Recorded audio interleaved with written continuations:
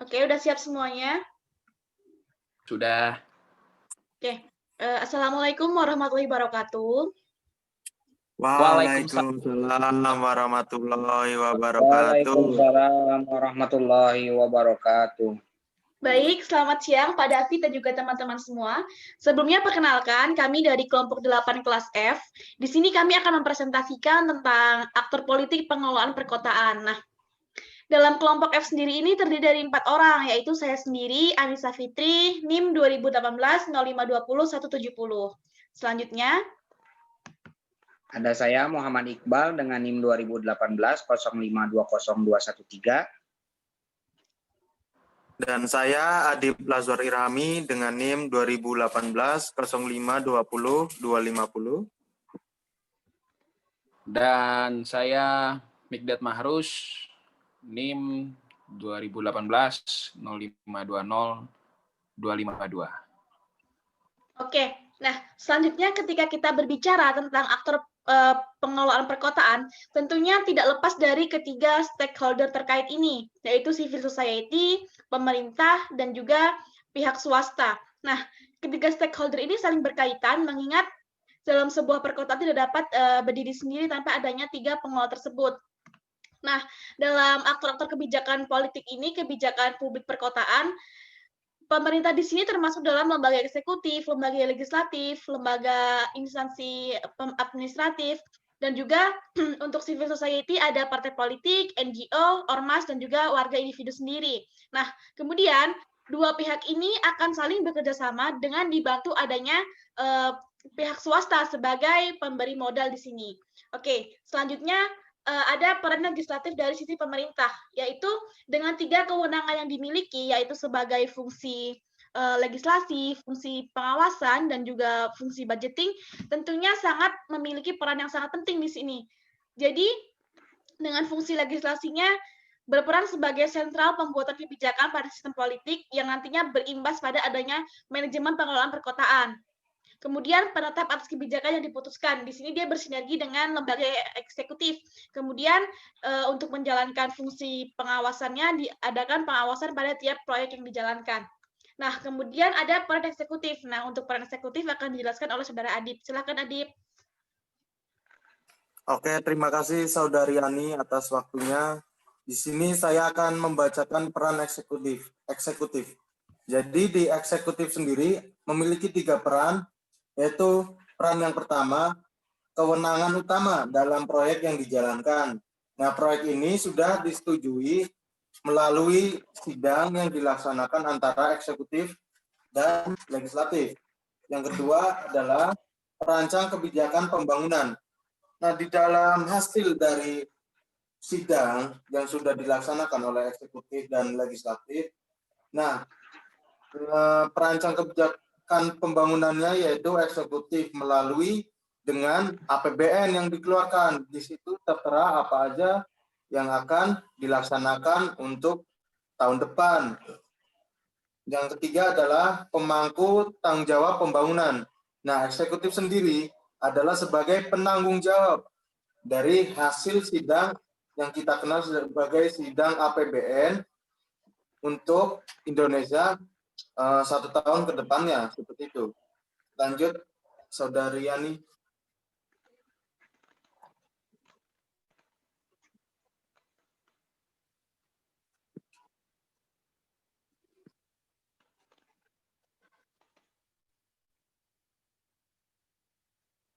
Nah, yang berikutnya ada peran yudikatif. Yudikatif ini memiliki dua peran. Yang pertama adalah pemutus perkara apabila terjadi sengketa pembangunan.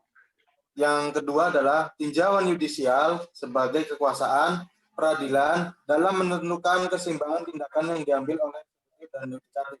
Nah, peran yudikatif ini bisa dikatakan adalah penengah antara eksekutif dan legislatif ketika ada suatu permasalahan di dalam perancangan undang-undang atau wewenang dari kedua peran, yaitu eksekutif dan legislatif. Nah, yudikatif ini sebagai penyelesai masalah, seperti itu.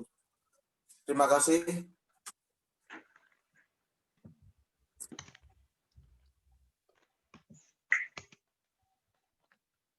Oke, setelah adanya peran eksekutif dan legislatif, peran kedua lembaga tersebut itu tentunya tidak jauh-jauh dari partai politik. Jadi sebenarnya dalam pengelolaan perkotaan itu ada partai politik sebagai civil society yang memiliki peranan besar. Nah, namun dalam hal ini terkait bagaimana partai politik akan dijelaskan oleh Saudara Iqbal. Kepada Iqbal dipersilahkan.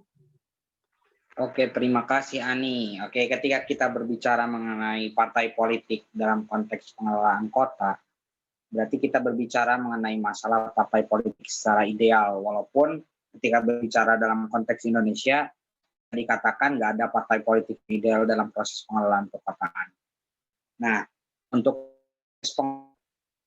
kota sendiri, partai politik itu memiliki peran. Mereka itu tidak hanya berorientasi pada kekuasaan saja, ataupun hanya mencari jabatan semata, tetapi mereka punya tanggung jawab moral. Tanggung jawab moralnya apa? Yaitu menampung semua aspirasi dari konstituennya gitu, sebagai pemilih yang telah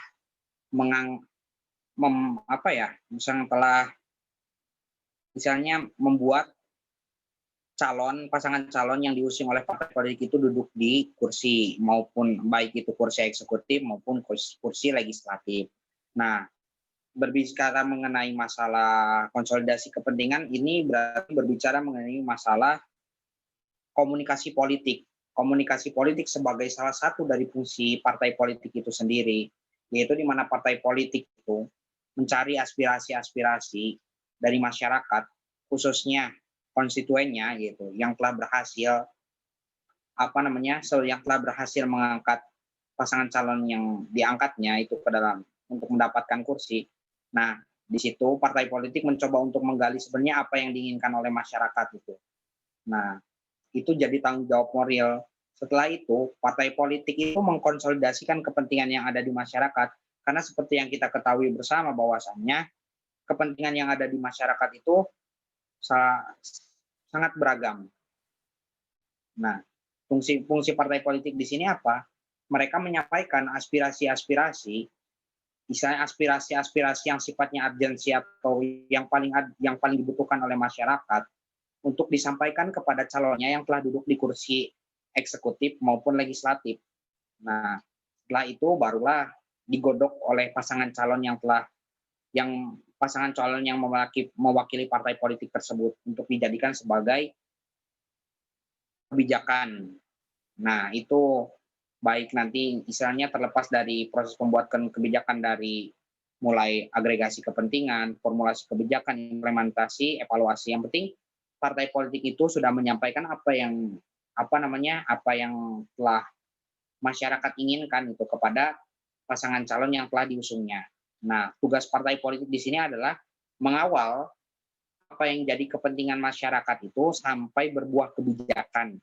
Selama kebijakan itu sifatnya baik dan bisa mewadahi kepentingan masyarakat secara luas gitu. Tidak hanya mementingkan salah satu golongan, individu maupun salah satu kelompok gitu.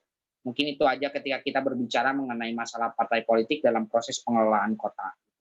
Nah, soalnya partai politik juga banyak hubungannya, kan banyak memiliki relasi bersama LSM ataupun organisasi-organisasi lainnya gitu.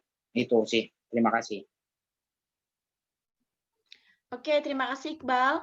Untuk selanjutnya tadi ada civil society, partai politik. Nah, selanjutnya bagaimana dengan warga masyarakat yang tidak ada di partai politik. Nah, untuk hal ini akan dijelaskan oleh Saudara Mikdad. Silakan Mikdad. Baik, terima kasih Ani. Dalam bagian warga masyarakat ini sedikit saya bacakan. Dalam tataran normatif demokratik, warga negara mempunyai kewajiban untuk didengarkan dan pejabat mempunyai kewajiban untuk mendengarkannya. Nah, yang bisa kita lihat di sini dalam mungkin apa yang kebijakan yang akan diterapkan di satu pemerintahan kota seperti itu, ada dua hal yang mesti diperhatikan, yaitu yang pertama, warga negara itu mempunyai kewajiban untuk didengarkan oleh pemerintah, dan juga pemerintah ataupun pejabat mempunyai kewajiban untuk mendengarkannya. Karena kenapa di sini yang bisa kita lihat peran warga masyarakat itu sebagai sosial kontrol ketika ada suatu kebijakan yang mungkin melenceng ataupun sedikit keluar dari koridor yang seharusnya, disitulah masyarakat juga bisa menyalurkan pendapat ataupun menyalurkan haknya untuk mengontrol jalannya kebijakan. Nah, sesuai juga apa yang sudah dijamin oleh undang-undang pada pasal 28E, di mana ada kebebasan berserikat dan berkumpul, maka masyarakat di sini juga bisa bukan hanya bergerak sebagai individu, bisa juga bergerak sebagai kelompok ataupun berkumpul.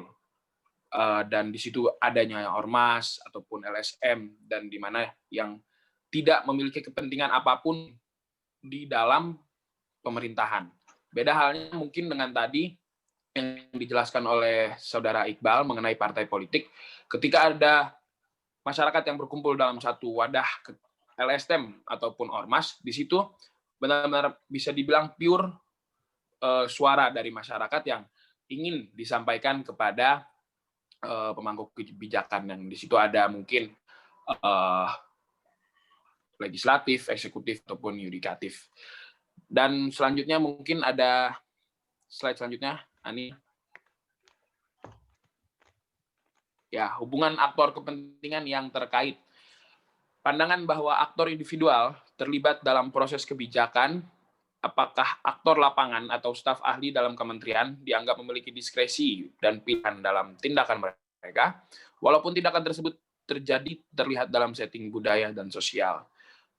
Terlihat lebih mendalam pada teori praktek dan agen, dan menolak analisis struktural seperti yang sering dibuat oleh ilmuwan politik.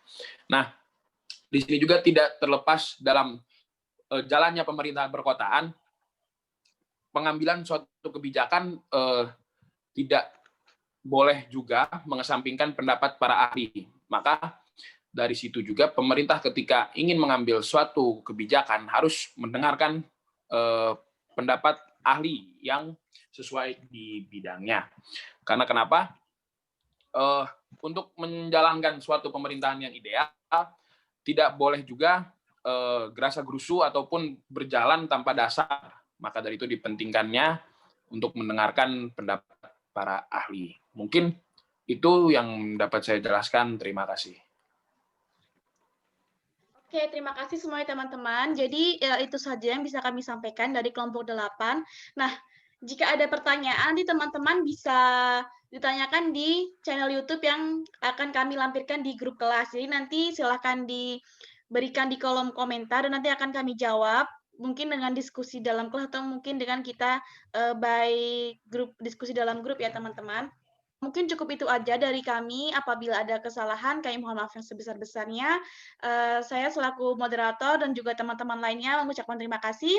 Kami akhiri. Wassalamualaikum warahmatullahi wabarakatuh. Waalaikumsalam warahmatullahi wabarakatuh.